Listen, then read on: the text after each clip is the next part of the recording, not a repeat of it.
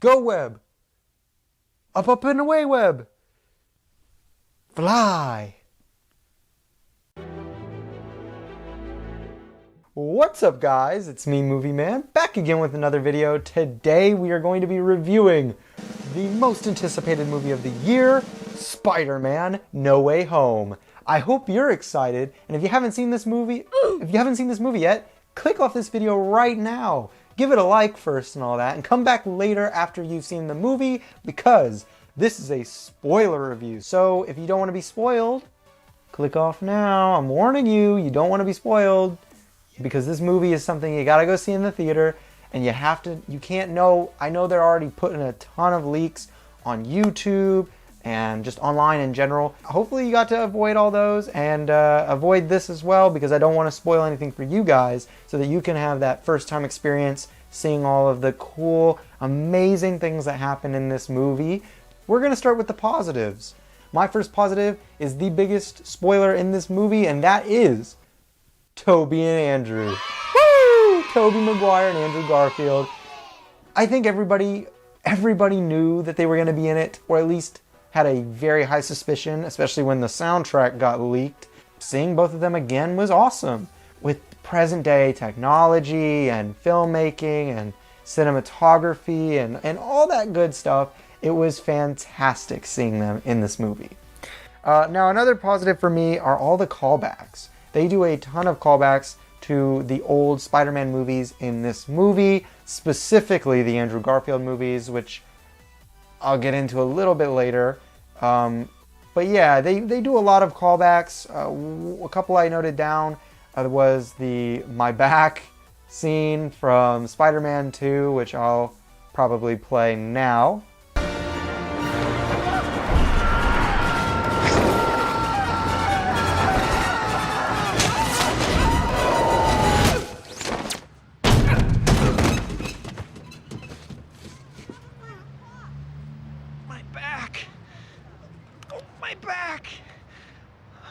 That's a pretty interesting scene. I'm surprised they called back to that one.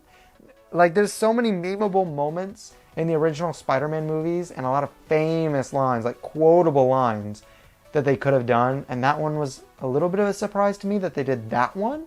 So, because, I mean, we all know Bully Maguire, as he's called, has so many quotable lines in Spider-Man 3.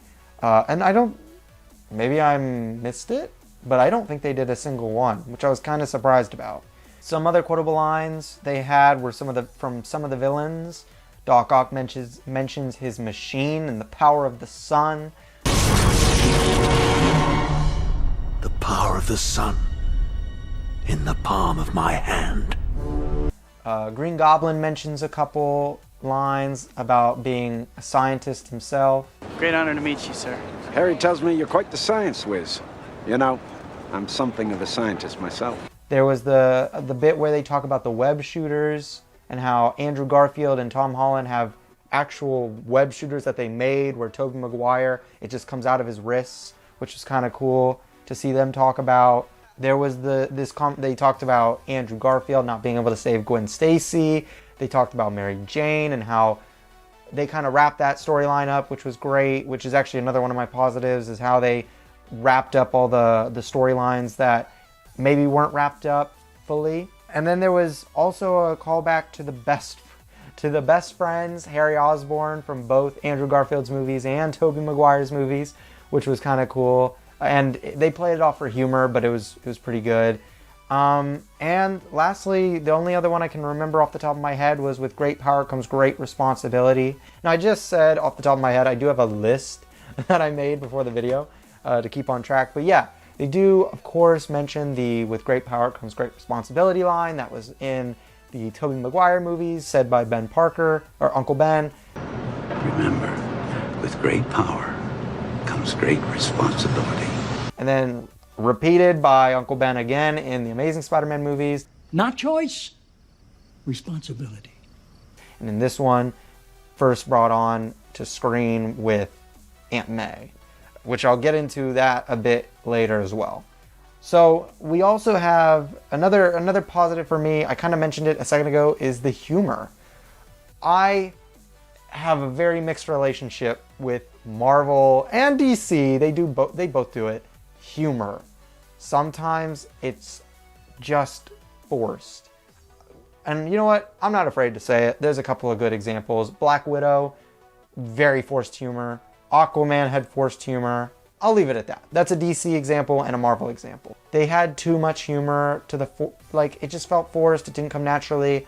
But this movie, I actually thought every humor, almost everything that was meant to play off as humor, worked really well. There were only like a couple that didn't work for me, but they were in the trailer. They were actually the ones from the trailers.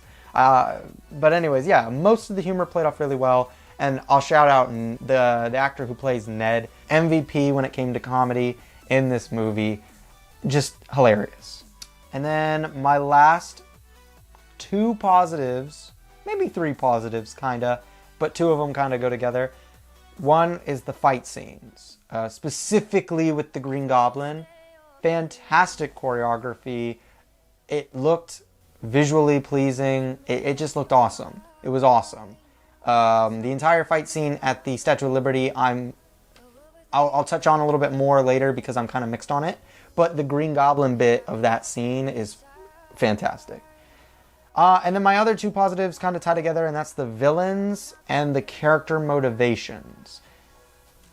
They're great. I just think they did it perfectly. It didn't miss a beat with the character motivations, specifically the villains. And what I mean is, Doc Ock is still evil because of the chip in the back of his neck, and once they fix that, he's good. He's good again. Like, that made sense. Green Goblin just being crazy made sense. Electro just not wanting to be a nobody, and Sandman wanting to get back to his daughter. The Lizard wanting to turn people into lizards, and made sense with the movies they came from. So that was fantastic. Andrew Garfield saving MJ to make up for not saving Gwen Stacy. I thought that was awesome. When you have such a great movie, the negatives always just stick out more because there's so many positives. So take all of these with a grain of salt. On to the mixed category. Tobey and Andrew's entrance into the film. I think Ned uses the Doctor Strange ring to open portals looking for Peter Parker. They find Andrew Garfield, he comes through. They kind of talk with him for a little bit, and then they do it again, and Tobey Maguire comes through. Now, the audience that I was with, fantastic. Like, that definitely elevated the experience. But I feel like one thing I was saying to anyone and everyone I know before the movie came out was one of the big things I was hoping for was in the final fight scene, I wanted Tom Holland to be fighting the villains and all that, but struggling to beat all of them alone. Or maybe he's with Andrew Garfield, I don't know, and they're fighting, whatever. And then we hear the theme song from the original Spider-Man trilogy, and Tobey Maguire swings in his suit.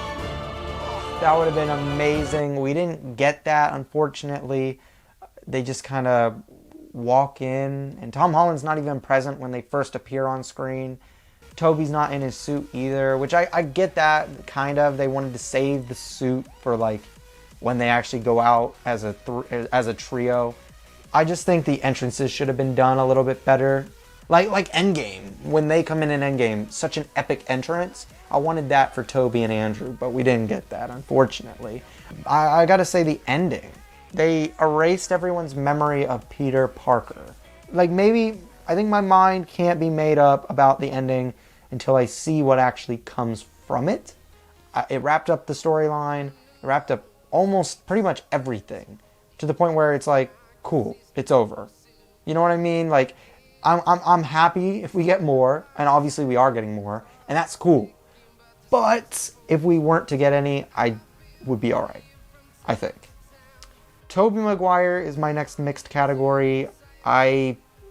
He was easily the biggest character I was looking forward to seeing in this movie. And it just didn't feel like Peter Parker. His presence didn't feel like the Peter Parker we had in the original trilogy. And I don't know why that was. And I think maybe it was because they were having him be a little bit more mature. He came off as the adult of the Spider-Man, and I get that. And it makes sense story-wise because he's obviously been Spider-Man the longest.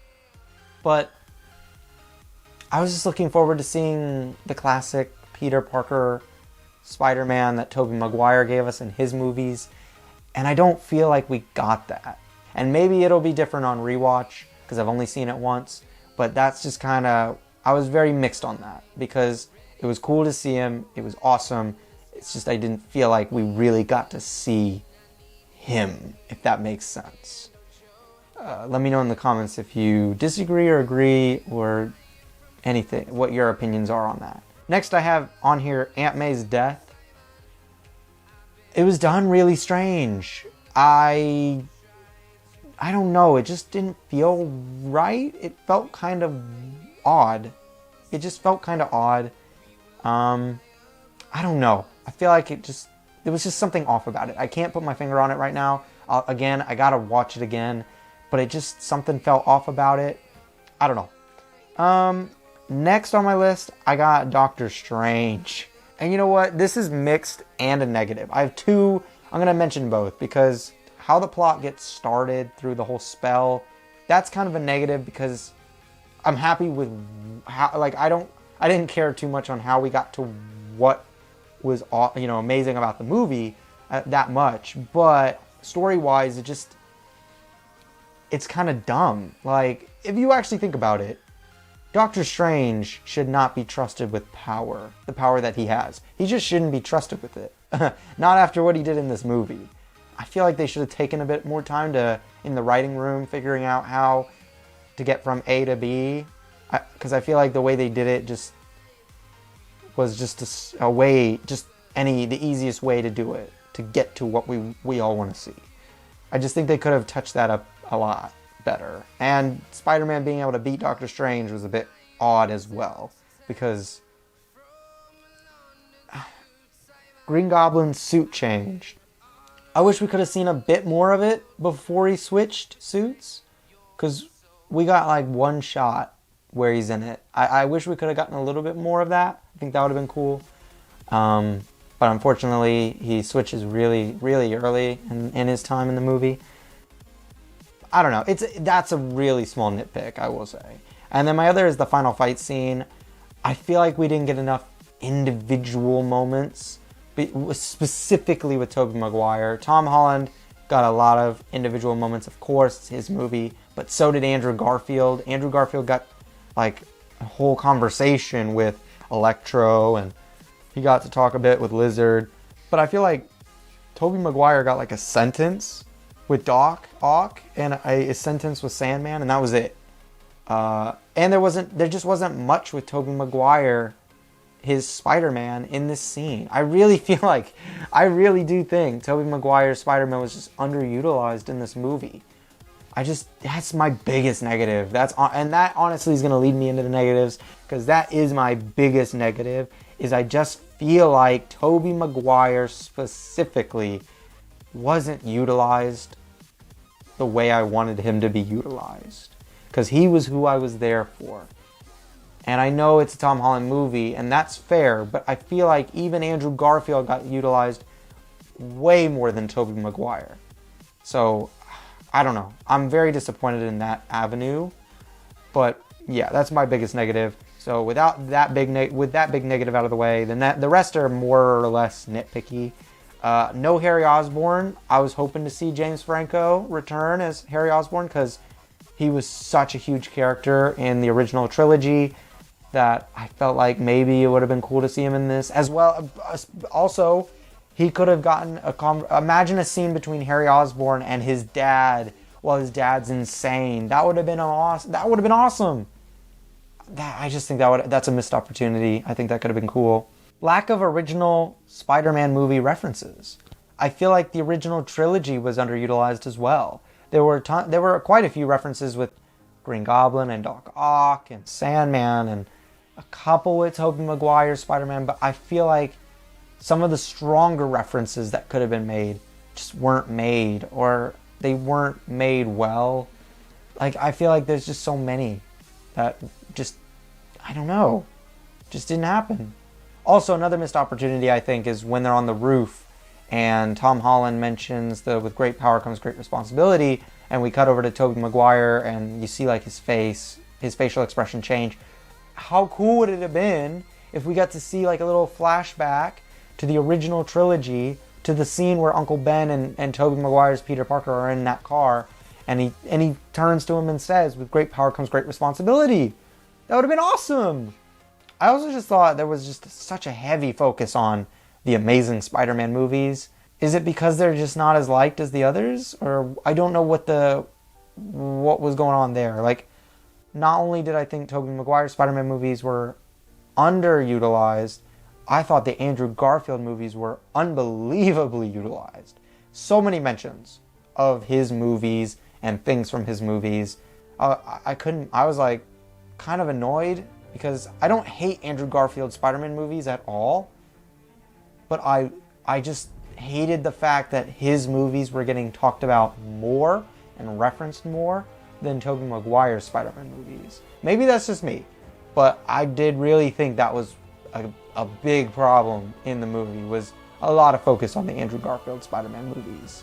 3 missed opportunities in my opinion. I think 1, Tobey Maguire and Tom Holland could have been fighting Green Goblin at the same time instead of just Tom Holland. I think that could have been really cool. Another missed opportunity at the very end when Tom Holland's Peter gets an apartment. We could have had a cameo from the Give Me Rent guy from the original trilogy. I think that would have been sick. Give me rent. You'll get your rent when you fix this damn door! Sending both Peter Parkers home. So they kind of just flash out, like they dip out, or fade out.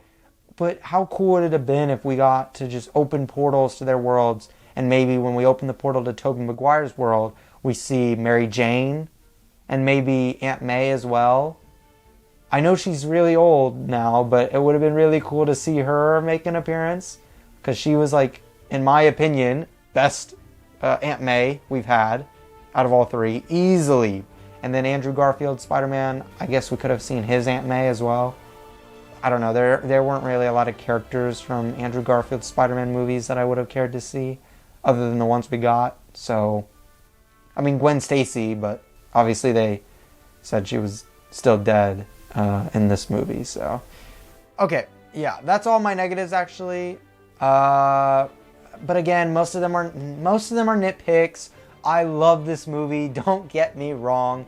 I'm going to see it again. I can't wait to go see it again. I'm 100% going at some point, and I am 1,000 million trillion %, if that's even real, buying this when it comes out on DVD. This movie is fantastic. Is it my favorite Spider-Man movie?